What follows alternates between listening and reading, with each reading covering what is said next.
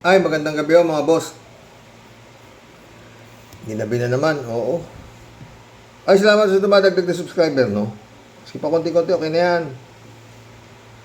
Pakinggan natin si Representative Jervix Ruistro.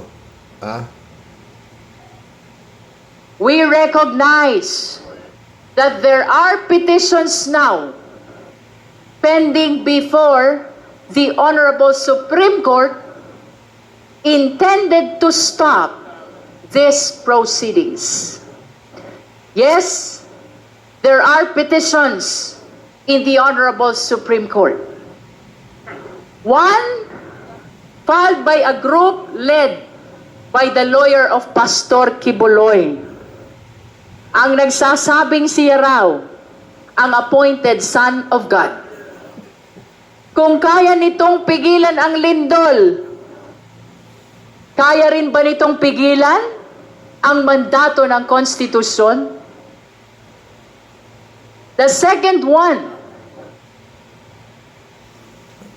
Congresswoman, hindi ho siya pumigil ng lindol. Yung lindol, maski na sinong bugok, ikaya hong pahintuin yan. Oo, kasi nga, sa segundo lang naman yung lindol na yan. Maski ikaw, kaya mong pahintuin yan. Baliw yan si Kibulog na yan. Oo. Kibaliw nga yan eh. Tuloy, Congresswoman. filed by the Vice President herself, as usual, represented by several lawyers, lampas 10 abogado. And the third one, filed by several individuals, lawyers, ang dami-dami namang abogado, questioning the very core of our rules. And just yesterday, Ganito dapat ang mga boss eh. Mga tumatakbong presidente. Oo, hindi kagaya nung, naku, Mario. Si Baste, presidente. Utang ina. Anong kasalanan ng Pilipinas, Lord? we received the fourth one. It was filed by Carpio and lawyers with the Regional Trial Court of Quezon City. Esteemed colleagues, beloved countrymen, total of 4 petitions na ang layon ay patigilin ang pagdinig na ito. Ang palagi nating Napakabigat ho talaga ito. Napakaraming pera to. Sindikato talaga to mga pre eh. Oo, sindikato talaga to. Tama yung sinasabing Davao Mafia. Ang laki na. Oo. Magmula doon sa pinag-a-appoint doon sa Korte Suprema, doon sila ng takbo sa Korte Suprema eh. Oo. Eh, alam niyo naman itong pamilya ng Duterte. Napakagaling maningil, di ba? Eh, si Congresswoman Ruistro nga eh. Sinisingil ni Sayad eh. Lakas ng lobby ka. Kapal ang mukha niyan, sabi niya. May utang pa sa asawa ko na 8 milyon. Tapos tinitira pa ako. Ganon eh. Kung ano yung sinasabi ni Sayad dito kay Congresswoman, wala naman siyang maipakitang resibo. Di ba? Makapal din ang mukha. Lalo pa itong mga pinag-a-appoint nga na to. Di ba? Talagang pag hindi ho talaga na sawata ito nitong administrasyon na to, ilang taon na lang eh, di ba? At ito'y nakatakbo, putang ina. Goodbye Philippines talaga. Oo. Hindi maangahas ito na walang pinanghahawakang alas. Yun lang yun. Takin mo, pag na-impeach daw si Sayad, eh, plan B, si Baste ang gagawing kandidato pagka-presidente, putang ina yan. Ano na yan? sabi, Sayangan to. Putang ina yan. Si Boy Nguya, saka si Boy, mantakin mo yan, putang ina yan. Iaharap mo yan sa mga dignitaries. Sabi nung gago, parang kami, putang ina.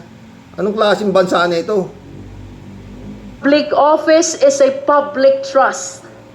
Indeed, easier said than done. Ngunit, sa pagkahaba-haba ng mga ito, ng 4 na petitions na ito, let me tell you, wala ni isa na sumagot sa mga importanteng akusasyon laban sa vice-presidente. Puro technicalities lamang ang tinalakay. Ang taong bayan ay naghahanap ng sagot, hindi ng papel. Kaya nga dapat talaga mga friend, pag nakialam yung Supreme Court dito, taong bayan na ang gumalaw. Eh wala na. Mantay mo kung magbibigay ng TRO yung Supreme Court dito, ay laklang putang ina. Anong klase? Garapal yan. Oh. Simple lang naman ang mga akusasyon. Oh. Halimbawa, nagwaldas daw ng pera ng taong bayan at may tagong yaman daw ang vice-presidente. Oh. Sinagot ba yan ng mga petisyon? Hindi. Oh. Puro technicalities lang. Sinasat Sa mga tuwid, meron. Kasi bakit nila pigil yan kung wala? Oh, harapin niya. Kung wala siyang tagong yaman, pakita niya lahat. Kung ano, sampal niya sa mukha ni Trillanes. Ah, di ba? Oh, pakita niya.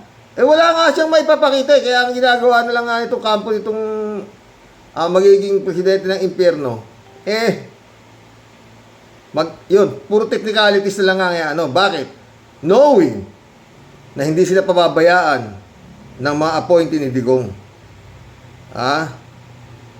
pwede nila may 1-year bar. Sinasabi din nila ang nag-refer daw ng impeachment na ito ay ang speaker lamang, hindi ang buong kamara. Napakasimple ng sagot. Yung 1-year bar, paulit-ulit na ito. Tandaan natin na lumipas na ang 1 taon at saka lamang muling nagkaroon ng impeachment process na ito. At tungkol sa referral, tandaan din natin na ang speaker ay hindi kumikilos ng mag-isa. Siya ay kumikilos bilang kinatawan ng buong kamara ayon sa ating mga patakaran. Rest assured that all these procedural questions will be addressed. Pero aminin natin, ang mga usaping ito ay sadyang technical at baka hindi masyadong maintindihan ng karaniwang mamamayan. At marahil, iyon ang layunin nila. Lunurin ang katotohanan sa ingay ng teknikalidad. I did not make Galing ni Gerbix, no? Pero ito, talagang sasampan ho ito. Oo. Dahil kung hindi nga ho magkakaroon ng TRO, di ba? Tuloy-tuloy ho ito investigasyon na to. At sa 22, si Sally Trillanes daw ang darating, no? At ito naman si Sayad. Kung walang kasalanan to, bakit hindi niya harapin? Sabi niya nga bloodbath, di ba? Gusto niya bloodbath. Ba't ngayon asan? Puro daldal lang ho itong mga to, mga boss. Puro daldal lang to. Ang problema lang talaga yan, talagang kung hindi siya pupunta riyan, itong si Sayad, para humarap dyan sa house, talagang, wala kang depense. Di lahat ng mga tuloy-tuloy lang yan. O si Ponga naman, nandun lang siya, Ponga, wala naman siya hindi naman siya abogado. Mantakin mo, kinatatakot mo? Abogado nito? 16? Pwera pa sila turon, ha? Di ba katakot-takot sila dyan, abogado, putay na. Kung wala kang kasalanan, ba't kailangan katakot-takot na abogado? Parang yung tatay lang din niya, di ba? Ayaw humarap. Hindi raw niya nire-recognize yung wala raw, ganun ganito. Wala to, talagang, ang bola nasa iyo, His Excellency. Nandyan. Anyway, meron naman sinasabi, no? Eto mga boss, sana totoo to, no? Gumagalaw daw ang ombudsman. Bukod sa impeachment proceedings, gumugulong din ng mga reklamo laban kay VP Sara sa Office of the Ombudsman. Nasa verification stage na raw ang mga ito ayon kay Assistant Ombudsman Nico Clavano. Nagbabalik sa Isaiah Mirafuentes para sa detalye. Maliban sa Kamara, may patong-patong na reklamo rin na kinaharap si Vice President Sara Duterte sa Office of the Ombudsman. Kabilang sa mga nagsampa nito ay ang dating senador na si Antonio Trillanes IV. Subalit ayon sa Office of the Ombudsman, nagpapatuloy na rin ang investigasyon sa mga reklamo. The status of the complaints is that it's going through fact-finding investigation. In this stage, the teams that are assigned to the complaints are tasked to verify the allegations in the complaint, and they are meant to substantiate the gaps if ever there are any.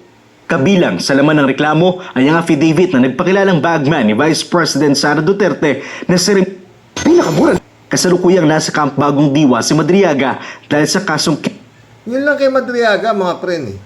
Ha? Hindi ko kilala si Ramil Madriaga. Doon lang tapos na eh.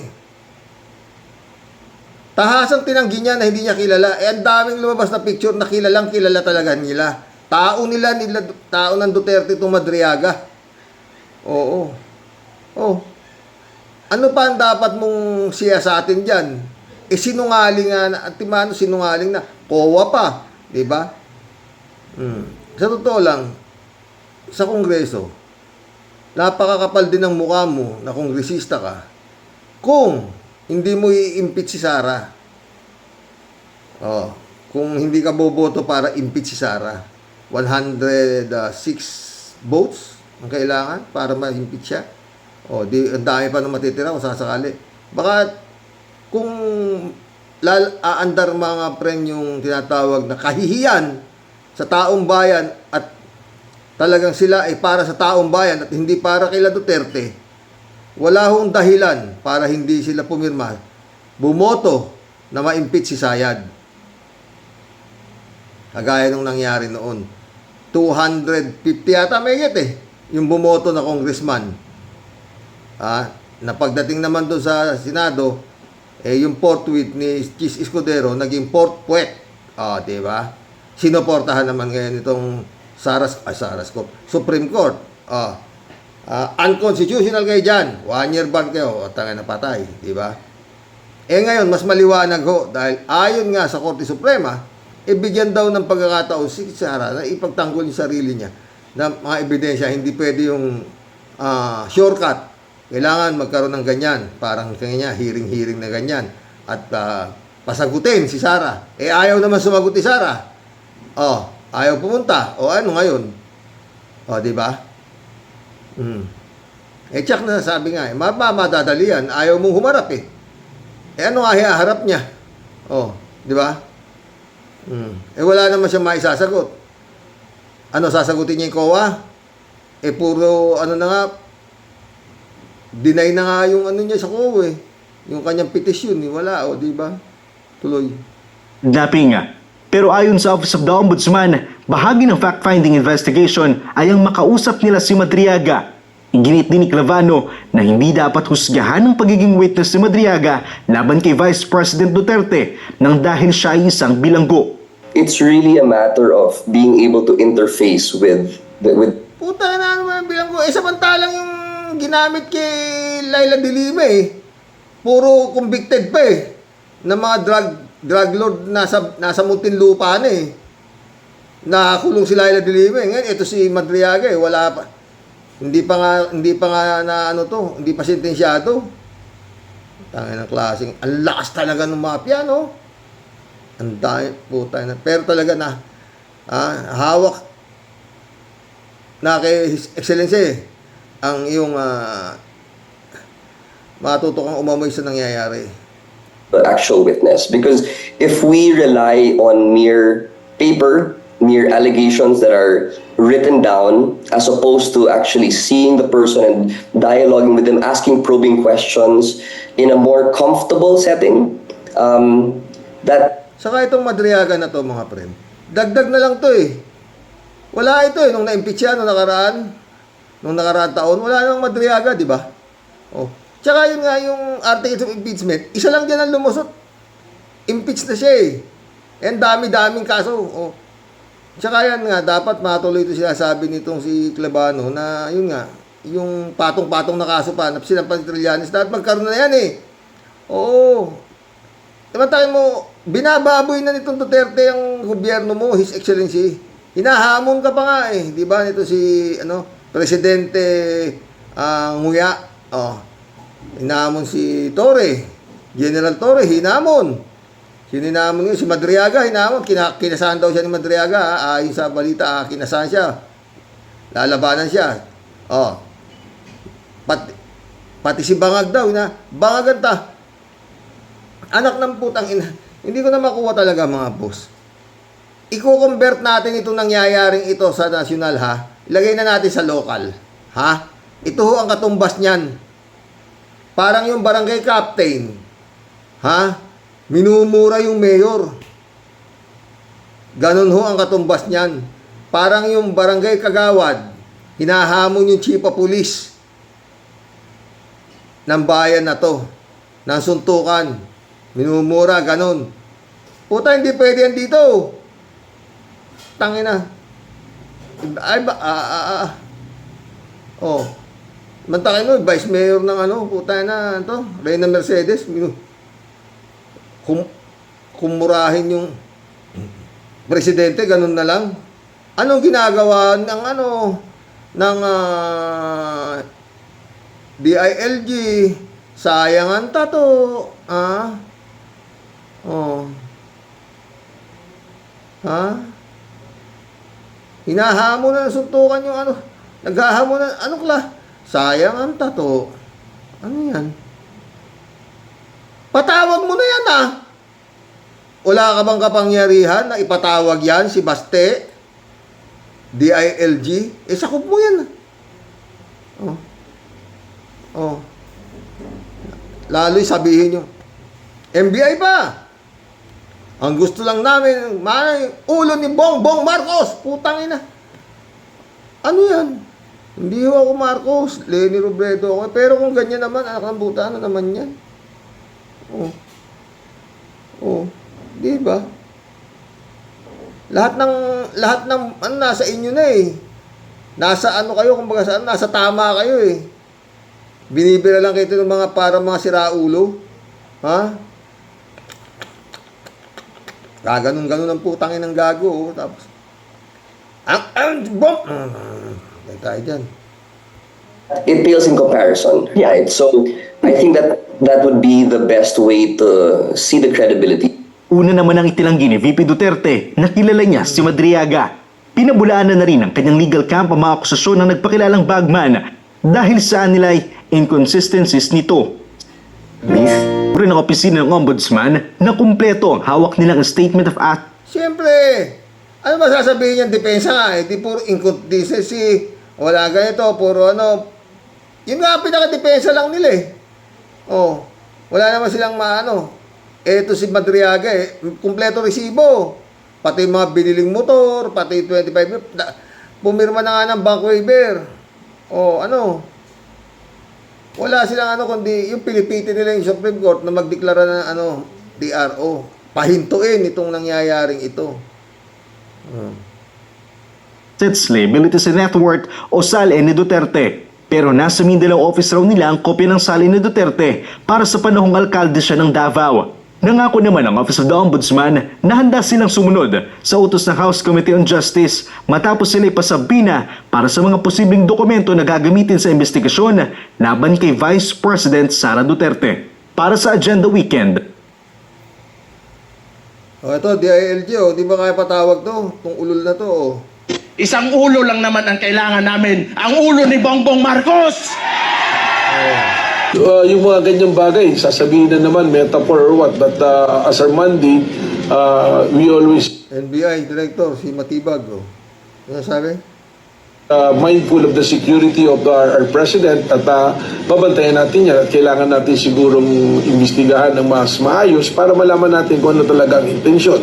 Sapagkat sa nakikita ko ngayon, parang paulit-ulit nanggagaling sa kanilang pamilya noon si Vice President Sara, ngayon si Basti naman, ang sinasabi lagi, yung ulo lagi ng presidente yung binabanggit nila. So, sabi ko nga, palalalimin natin at titingnan natin ito kung anong direksyon ang talagang tinutumbok ng mga pananalita na ganyan. Patawag mo. Hindi pwede palalalimin. Ang liwa-liwanag. Gusto niya yung ulo ni Bongbong Marcos. Oh, di ba? Mayor lang yan eh. Pero isa, matindi. Hindi to, taga Reyna Mercedes. Vice Mayor naman. Oh, di ba? Oh. Eh, anong ginagawa ng DILG? Anong ginagawa ng NBI? Aba? Eh, si Sayad, pinatawag si Sayad tungkol doon sa death threat niya kay PBBM tsaka sa asawa niya saan hindi pumunta. Oh, ano na nangyari? Sinampa ng kaso ng sa sa Department of Justice. Ano na nangyari? Ala na. Ha? Wala eh. Bababuyin kayo talaga to. Hindi titigil to mga to. Marami na sila, ayan, nakarami na sila. Ang dami na nila, ayan, marami na sila,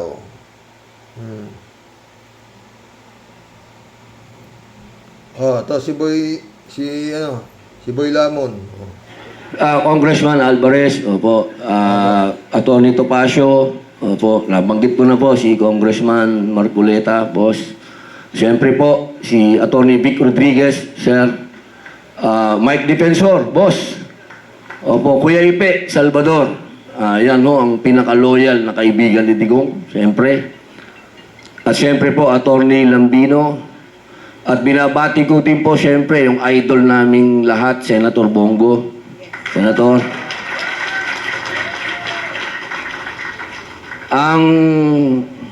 Ito, ipagpapalit ko ang pagiging senador dito, pwede ko ibigay sa kanya. Atty. Jimmy Bondok.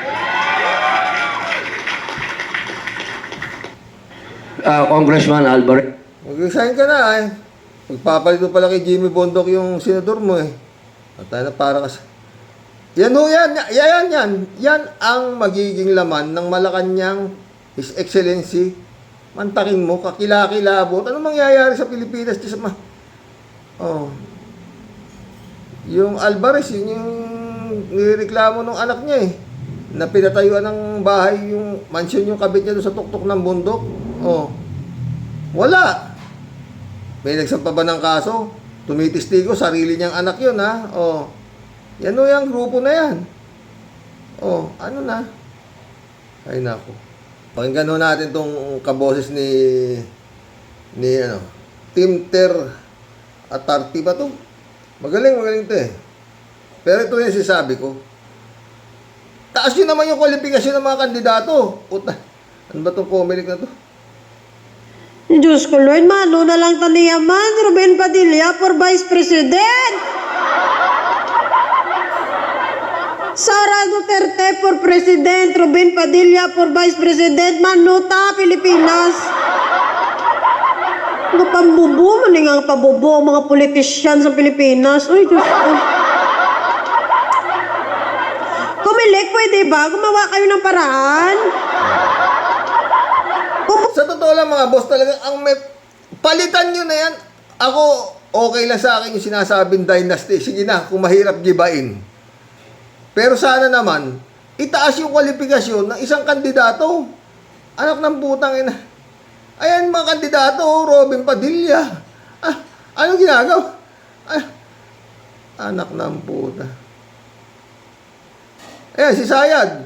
Hindi nga makapag-ispis ng diretsyo. Tuloy na ito. Samantalang mag-apply ka nga ng janitor, puta, kailangan ka pang, meron ka pang at least high school graduate, meron ka pang kung ano-anong clearance. Putang inang, ano klase ito? Pwede sana, kung pwede lang sana, may examination din sila bago sila tumakbo sa posisyon na yan. Bago sila ma-qualified, sa mga posisyon na gusto nila. May exam mo na. Oh, di ba? Maganda lang sa kanya. Pero dating nasabi ko na yan. Dapat talaga magkaroon muna ng examination. Hindi ko mo Filipino citizen, knows how to read and write. Putang ina, pwede ka nung kumandidato ng maski anong posisyon. Leche. Ano nangyayari? Pinasweldo, pinalalamon lang yung mga putang ina yan. Wala namang ginagawa. Merong komite di silensyo. Senador, ha? Senador. Ang laki na sweldo, 100,000. Nakatunga nga lang doon sa Senado. O sige mo, hindi naman nakatunga nga, nanggugulo lang. Ano yan? Kailangan talaga meron tinatawag na, yun nga, maski man lang may eksaminasyon, o kaya talagang merong mataas na pinag-aralan naman maski papaano. Oo, baka mahiya sa sarili. Eto, kagaya nila sila, Kimo, wala naman silang daldal yan. Putang na nyo, kasalanan nyo, binoto nyo ako. Yan ay sasagot pa niyan. Alam na nga nila na yan, hindi naman yan senador ng para sa tao, kundi para kay Digong. O yan, sinasabi niya, bibigay ko na yung pagka-senador ko kay Jimmy Bondok O, hindi mo kano kaulol. O, diba? Tangin ng klaseng bayan to. Kasi nga yung mga ordinaryo nga mga Pilipino, di ba? Yung mga ordinaryo na Pilipino, bago sila ma-qualify sa mga trabaho nila, lalo na yung magtrabaho sa government, kailangan pa rin muna nila mag-exam. Yung mga kapulisan natin, mga teacher, mga Tsaka yun nga kailangan civil service eligible ka pa para ka ma-permanent sa gobyerno. Oh. Nag-exam ka sa civil service. Eto, puta yan to ba? Baka to sige mo, pakunin mo civil service to, bumaksak pa ito Oh. Diba? Senador? Mambabatas? Ka puta. Lahat yan nag-i-exam para maging qualified sila sa trabaho. May requirement sila na kailangan nila ipasa yung exam. Tapos yun puta, yung politician kahit bobo, pwede. Hindi nang hustisya man. Pwede ba kumilig, gumawa kayo ng paraan? Hindi puta, taasan nyo naman ang standard ng mga politisyan ng Pilipinas. Ay! Mukhang healthy, pero may immunity. Ano to, payag ba kayo? Mga kababayan, mga palangga, payag kayo? Yung uupong presidente, yung tatakbong presidente, yung tatakbong vice president, mas magaling pa magbasa yung anak nyo? Mas magaling pa mag-English yung anak nyo, mas magaling pa Galing na sense of humor nito. explain yung mga anak nyo. Mano, taniman. Mga mute, tani kung sila upo sa Pilipinas. Diyos ko, Lord. Lord, grabe, mali nga sumpa sa Pilipinas, Lord! Kung sumpa ni Lord, please lang. Hindi pagtayo na. Huwag tayong bumuto ng bobo. Yun lang masasabi ko, huwag tayong bumuto. Diyos ko, maawa kayo sa next generation, maawa kayo sa bansa natin. Itinanggi ni Vice President Yan, si Ramil Madriaga na nagpakilalang bagman umano niya. Anya, hindi niya kailanman kinausap at inutusan ng kahit ano si Madriaga. Happy birthday, Sir Ram. I wish you good health and happiness. Doon lang tapos na aanin mo yung ganyang klaseng presidente tatakbuhin yan. Doon lang impeach na yan. Di ba? Etong sinasabi niya hindi niya kilala, puta, kumpleto. Pati mga conversation, yung cellphone nga, hinahanap yung cellphone Tsaka talagang kilala, may mga uniforme pa siya, naisip kung ano-ano, kislap. Kumpleto siya tapos yung mga binili ng Ducati, mga mga motorsiklo na Harley Davidson, na mga gagandang mga motorsiklo na milyon-milyon ang halaga. Pera, binigay sa kanya ni Digong. Ano pa? Ano ba dapat pag-usapan? Pero itong Madriaga na to, dagdag na nga lang ito. Oo, yung confidential fund, paano inubos, o di ba? Sobra hong garapal to. Pag ito nga ho lumusot, sinasabi ko pa ulit-ulit, putang ina. Para lang ho tayong nanood ng teleserye ni Lola Basyang. Tag dito? Ang probinsyanong walang kakwenta-kwentang pelikula na ito. O ano ang alamat ni Digong. Yan ang mga pamagat niyan. Ang pupunta. Grabe ho to, mga friend. Garapal ho to. Pag talagang eto si Sayad nakatakbo. Oo, ng presidente, presidente. At paulit-ulit, anak ng putya naman, Comelec. Ang laki ng mata mo, nakaganyan, nakikita mo na nga. Sabi na nga ni Atty. Claire, premature campaigning na yan. Hindi pa nagpapail ng kandidacy, nangangampanya na, nakatunganga ka pa. Garci. Wala kayong magawa sa Duterte, ano gagawin ninyo? Pinagmumura na yung presidente, hinahamon yung chief of police, si General Torre. Ano na? Ano na? Wala. Kahiya-hiya na sa buong mundo itong nangyayari na ito. Nakikita ko ng buong mundo to. Oo. Ay, mukhang sa 22.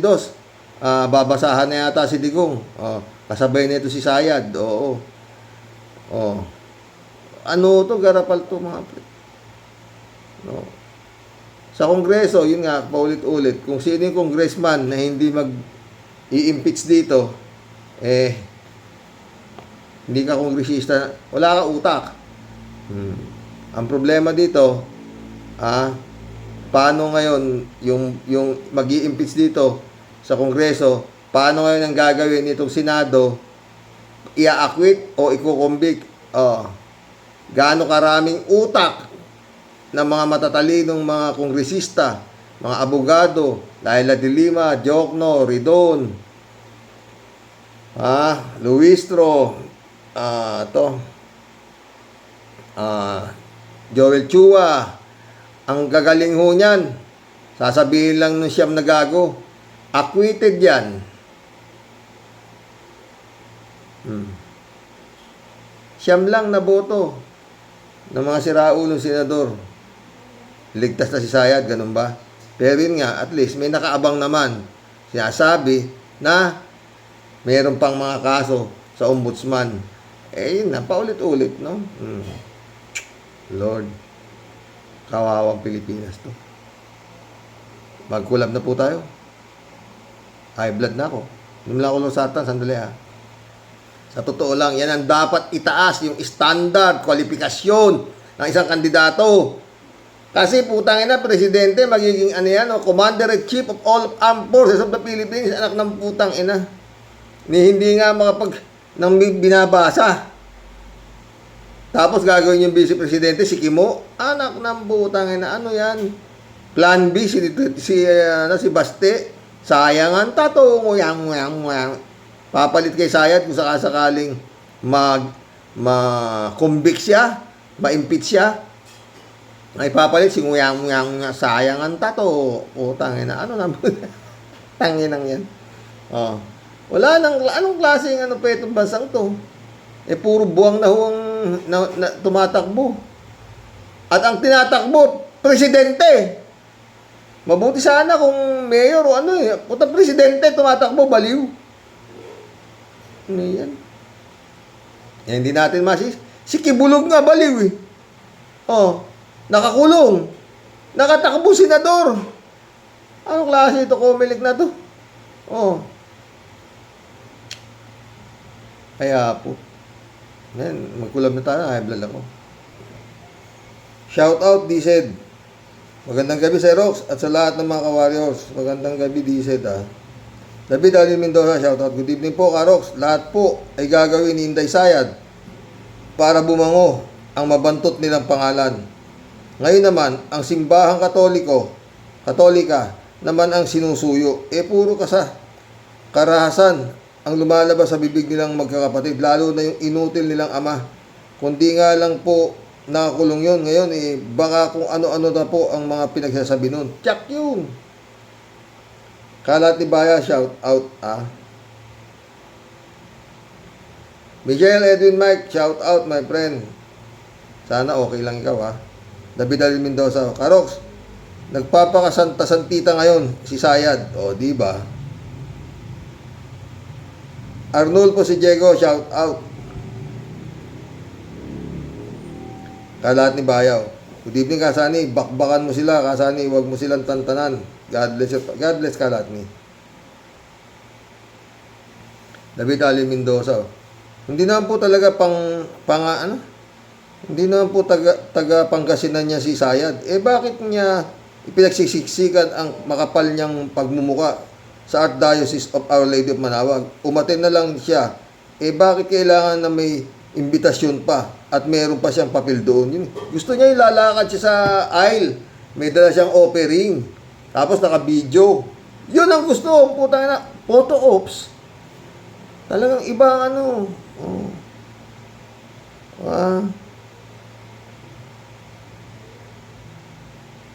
Dapat po ang mga organizer ng festival na yun ay huwag nang pansinin yung emisaryo ni Sayad at sigurado po na magugulo lang ang pagdiriwang. Totoo. Kakapal naman mo. Arnulfo si Diego. Sana nga umusok si Sayad sa Rox. Oo, di ba? Tawa-tawa si Dized. Mary Lebron, shout out Shirley Estera, shout out. Hello po. Ano ba talaga sinasamba ni Ximenet, Sayad Pusit? Di ba si Kibulok ang Diyos nila? Sabi ni Penta, gagawa daw ng iglesia ni Rodrigo. Tangin na yan. Yan yata sinasabi mo, itok-itok na 4 bis niya daw. Baliw, bastos, bugok, bulok. Wala ng Pinas natin kung di nila mapa-impeach. Yan si Syukuran Pusit na yan. Lalong mag-aasik ng itim ng tinta. Ingat po, Xerox. Totoo yan, Shirley Steras. Ted, shout out Ted. Tamaan kaya si Sara Piatos ng kidlat pagtambara siya sa pintuan ng simbahan ng Quiapo. Kaya huwag kayong sumabay kay Sara pagpasok ng simbahan. Totoo. Tapos lalabas yung gaga. Nakita ko galing ang simba. Tapos lalabas, kakain ng fishball. Bibili ng fishball. Oo, puto talagang kapal na mukha mo. Putang. Lintik naman ang camera. Librado Dubico. Pati pagsubo ng fishball, kinukunan pa. Blessed morning, Karox, and to all warriors. Buti hindi umusok yan si Sayad. Di ba demonyita yan? Nalalapit na ang oras mo, hayop ka. Salot sa bansa. Totoo yan. Shirley J. Sir, shout out Palagi ko matutuloy ang impeachment, Karox. Sana naman. Sana nga. Loisel, shout out. Comelec, Bugok, Garcia. Pagbawalan mo si Lustay Baliw. Agang nangangampanya, kawawang Pinas. Yun nga. Sa laki ng mata mo, Garcia, hindi mo pa nakikita na ginagago niya yung batas ng Comelec? Sabi nga ni Auntie Claire, premature campaigning. Wala kang ginagawa. Sayang ang sweldo. Shirley J. Zero. Idol ko rin niya si Armandin Carox. Naku po, ginagamit naman ngayon ni Inday Takaw ang simbahan. Wala na. Hindi umbra. Mga pakyut nila, kung wala silang kwarta, wala na silang alagad. Totoo, Shirley. Rodelia Alpilor, shout out Hello po, Sir Rox. Tama ka po. Grabe mga didishit sa pagkahuli kay ko. Malilintikan na ang mga didishit na yan. Lalo na si Inday Sayad at si John Vic. Si John Vic na yan. Inday Sayad at si John Vic. John Vic na yan. Di ba siya nahiya si PBBM pang nagbalita sa publiko na naku po, Lord. At si Bastina yan, sa ngayon mahirap nang manalo yan at ang Comelec lapit na ring maimbestiga yan. Basta dasal lang tayo, Xerox. Ingat and God bless to your family. God bless, Rodelia, ha. Joselito Mabait, shout out. Elizabeth Iscareo. Good morning, Xerox. Hi. Ibang klase talaga ito si Sayad Buwang. Gusto niyang ilapit ang sarili niya sa mga taong Katolika. At ginagamit niya pa simbahan para kumbinsihin ang mga leader nito para bulahin ito at makakuha sa simpatya nito. Wow, ha? Ano palagay niyo sa mga religious group na yan? Mga religious group na yan? Gaya ng mga DDS na yan, na bobo at ubod ng tanga. Hay, nako. Abay, napakinabangan naman nila yan, eh, di ba? Yung si Bilarde, sino? Puta, no. El Satay, napakinabangan din yata nila. Iglesia ni Tocris. Tapos si Kibulok, oh. Friend Shervin Zapeda, shout out. July 7 Alcantara, Analisa Apolinar, Christian Sen, shout out sa inyo mga friend, ha. Bumabati at kumakaway po ng magandang buhay sa iyo, Xerox, at sa buong team Rocky Warriors the Great. Basta ako po, Xerox, ang masasabi ko na lang po, nasa kamay po ng aming mga John Lloyd po ng Cavite, kung ang mga dutae po ay dapat ng ilibing sa limot o patuloy lang pong magkakalat ng lagim dahil hindi po sila masawa sa wata ng mga may hawak po ng latigo. Lang yun. Sa totoo lang po, Xerox, kung naiba-iba lang po siguro ang namumuno at nakaupo, baka matagal na pong nabura sa mapa ng kasaysayan ang mga halimaw na dutae, ano po, yun. Pero nang dahil sila nga po, mga pusakal na may agimat ng pambubudol at pilit pong ipinagsisiksikan ang kanilang mga sarili na tunay po silang makapangyarihan at wala pong pwedeng makapagpatapa po sa kanila, lalo pa tropang kuting lang ang kanila pong sakit ng ulo sa ngayon. Alam po nilang puro lang lampasot at lembot-lembot, kaya alam po nilang kayang-kaya po nilang lampasuhin sa pamamagitan po ng tapal dito, tapal doon ng mga kwartang galing po sa kanilang pagnanakaw. Kaya sobra po silang sinasamba at ipinagtatanggol ng mga tropang bukbok at himod. Kasama po ng mga tropang luga. Naku, Xerox, pag talaga pong nanatiling parang mga robot lang at wala pong matinding galaw, yung mga hari ng sablay. Kapag nagtagumpay po ang tropang halimaw sa eleksyon, Xerox, dapat lang po talaga sila ang maihaw sa sinasabi po nilang nagbabaga at nag-aapoy daw po ng init daw sa tag-init. Hindi mo talaga makalimutan yan, Tia Deli ko. Malapit na yung ulan. Ombudsman, malapit ng bumagyo. Sayang ang tato. Natutuwa ako sa isa na reels na yun. Sayang ang tato, Diyos ko.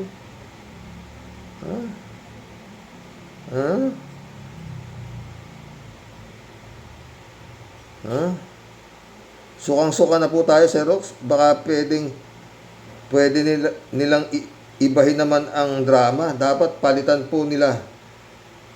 Pag walang naipakulong sa tag-init, blackjack po ng Cavite, dapat lang na mag-quit. Sayang ang tato, Tia Deli. PJCO po.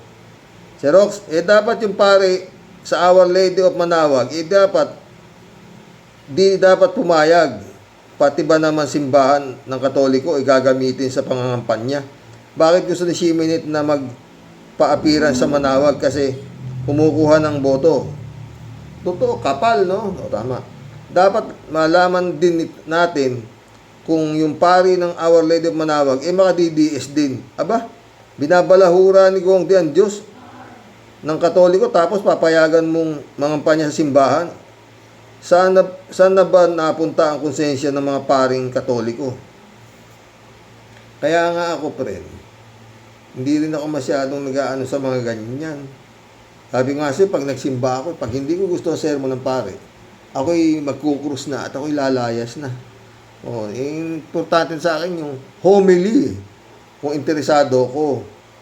Oo, kasi kung minsan yung mga pari rin, kung ano lang sinasabi. Oo. Kung ano-ano, mga panahon pa ni dapat ang mga sermon ng pari, yung mga nangyayari sa sa kasalukuyan, hindi yung mga kung ano mga panahon pa ng Sodom and Gomorrah, hindi ko na inaan yun eh. Oh. Meron nga minsan nagsimba ako simbang gabi, ang homily ng pare, tungkol kay Samson and Delilah. Sabi ko, umuwi na ako. Lord, alis na po ako.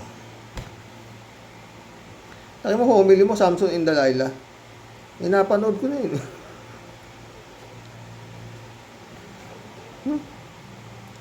Retiring soon, shout out. Boss, dapat si Cardinal sabihan ng mga pare sa buong Pilipinas na huwag hayaang gamitin ang simbahan sa pamumulitika, kaplastikan at kakapalan ng mukha ginagawa ni Inday Lustay. Dapat yung mga kardinal, sino ba ang kardinal natin? Huwag paggamit yung hindi kagaya nitong Iglesia ni Cristo na nagagamit ng politiko. Retiring soon.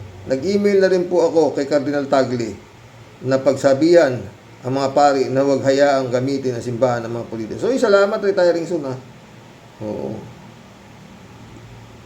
Nice move, my friend. Cardinal Tagle, kapita-pitaga ng kardinal. Huwag mong pabayaang babuyin nitong mga kampon ni Satanas ang simbahan. Gusto pa yung kapistahan ng manawag, saka pupunta ron at magpapapicture. Putang. Iglesia? DJ Siopo. Alam mo naman, Xerox, itong si Shiminit, parang si Buzz Lightyear to infinity and beyond ang peg. Talagang kahit saan at kahit ano at kahit alin, papasukin ni Shiminit para makapagkampanya. Ito. Garcia, meron ka ba sore eyes? Premature campaigning, sabi na nga ni Anticler, ang ginagawa niyan. Anong ginagawa mo, Garcia? Wala pang filing of candidacy, meron na nangangampanya. Hindi nagtatrabaho yung vice presidente na yan, nangangampanya na, Garcia. DJ Show po rito. Yan ang mga tao sa Our Lady of Manawag, magkaisa na huwag papayagang makautuntong man lang sa simbahan ang presidente ng impyerno. Bakit niyo papapasukin ang presidente ng impyerno sa inyong simbahan? Totoo yan, 3J Show. Pastor Jun Lagon, my friend, shout out. Susan de la Cruz, good day po, Karo, sa mga ka-warriors. Nag-share din ako ng vlog mo with Sir Brad. Kakakilabot na walang paniwala sa Panginoon. Mga lumalastangan sa ating Panginoon. Di na nahiya, gagamitin pa ang matahimik na pananampalataya. Sobrang kakadurog ng puso. Basta tayong mga Katoliko, solid tayo sa Panginoon. Totoo naman. At kayong mga Katoliko na nagpapagamit dyan sa presidente ng impyerno para makalibre kayo ng t-shirt at saka meron kayo 500 o 1,000. Hindi kayo masisisi. Pero wag nyo naman na iboto. O tayo. Mahiya kayo kay Lord. Rosalina, masisira ang Katoliko dito sa pagpayag nilang dumalo. Yang BP Saramaw, Satanas yan. Grabe din ang kapal ng muka at budi nitong kawatan, traidor, taksil, kriminal na Saramaw. Hindi na siya welcome, namimilit pa makapunta dyan sa Manawag celebration. Grabe, wala nang kahihiyan. Meron pa bang Imatakin mo yung Madriaga. Itinanggi, basta, hindi ko kilala si Ramil Madriaga. Biglang, happy birthday, Sir Ram, may you have good health. Ginagago na nitong Duterte ang His Excellency. Amoy. Rosalina, Pagbigyan yung mag-sermon, pakinggan natin kung paano nakakatawa ang kanyang kabubuhan, katangahan. Baka naman ang sinasabi ni Saramaw, Satanas, ay kaya sukaran, salitang mura yan. Jojo, tol, shout out ha. Good AM, tol. Super init ng panahon, pati mga ganapan sa bansa natin. Totoo. Ha? Marilo Pabianak, shout out ha. Good day po tayo sa mga ka-warriors. Yun nga po, kahit pa puntahan niya lahat ng okasyon sa simbahang katolika, wala pa din effect yun kasi paimbabaw lamang ang ginagawa niya at hindi nanggagaling sa kaloob-looban ng puso niya.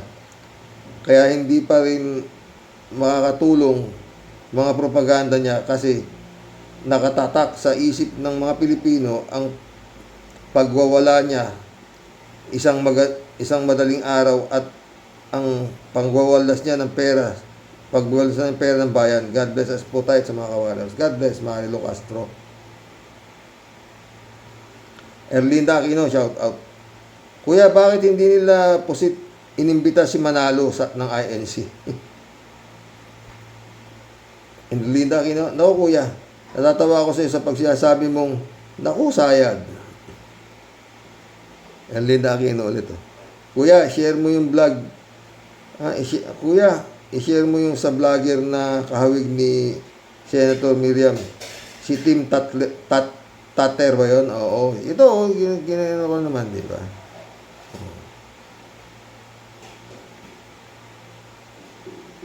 Dolor Garcia, shout out. Friend Amy Bingson.